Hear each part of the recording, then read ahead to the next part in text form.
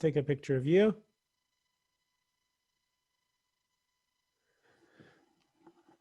So that's a live image that is now, that photo is now being transformed into a tokenized data hologram.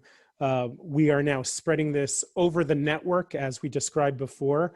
Now it's spread out over a network of nodes, and we've got here a cryptographic receipt that shows exactly where all of those are stored. I can now transmit this to Govind in a special secured channel. In this case, I'll use Signal and send it to him.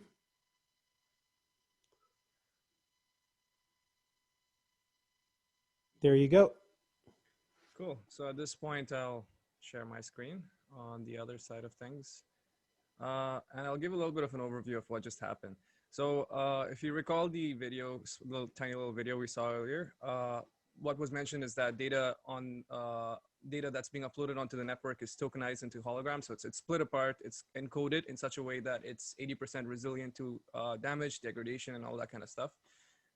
So it's spread across onto multiple nodes in our distributed ledger network.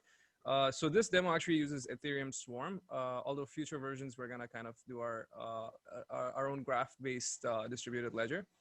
So Yaron took a picture and then he hit upload and then he hit spread. So what that did was generate all the tokenized holograms and spread them across the network, and then created that cryptographic receipt file that he just sent to me, which is right here. So I'm gonna download that, put that in my downloads folder, and get out of here. So here on the right side, you can see the demo interface. And it's important to note that this is just for representation purposes. In operation, this entire system is going to be abstract network communication. So like you won't really even notice that this is happening. This is all kind of intended to happen in the background. So now I'm going to choose that receipt file that Yaron just sent to me. I'm going to upload it. So now we're going to do a few different cases. So first, we're just going to gather, that is to get the tokenized holograms back, remove the encoding, so reverse the encoding, and then reassemble them back into their original format.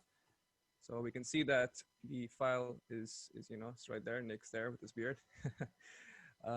And now we're actually gonna try to break some of the encoded holograms. So we're actually gonna try to break less than 80% of the bits on the tokenized hologram. So we're actually going to inject bit errors in there into the files, into the encoded files. So this is like we add less than 80% errors, and you can see that it's still looking completely good, full quality, nothing goes wrong. Everything is completely visible. And finally, if you add more than 80% errors, it will not be able to correct it, but that's kind of the threshold.